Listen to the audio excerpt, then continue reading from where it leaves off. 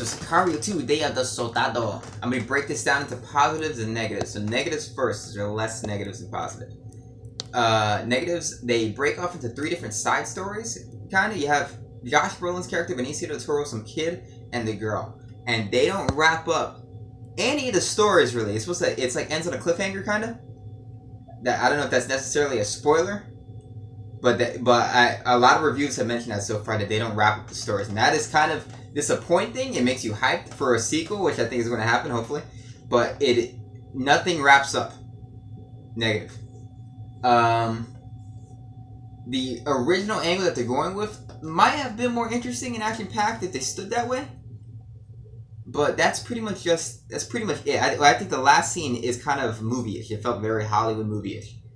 Positives, the acting is excellent. The directing is great. He really knows how to pace things. Slow but tense. So you're always like immersed in it. Everything always feels tense. Everything always feels important. Everything always feels like every move that they make is going to have a major effect on the plot. The character moments are great. You learn about Benicio del Toro's character a little bit more. He's a great anti-hero because of it. You really buy this girl as someone that is a girl in the film.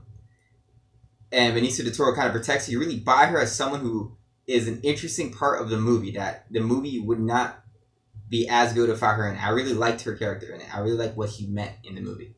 I love the conflict that you get from Josh Brolin's character and Benicio del Toro's character. They have a situation that they're involved in that they can't really do anything about.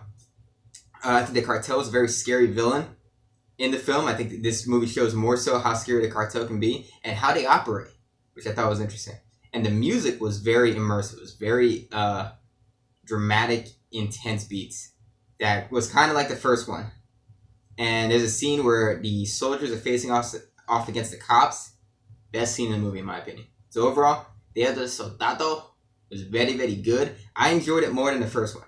Is it better? Well, the first one comes to a close, but the first one is Emily Blunt's character, and her character is kind of the audience character, and I don't really care for her character at all. I only care for Benicio del Toro's character, really. So this movie, I had better characters, so I enjoyed it better. And it had more action. So I enjoyed this movie better.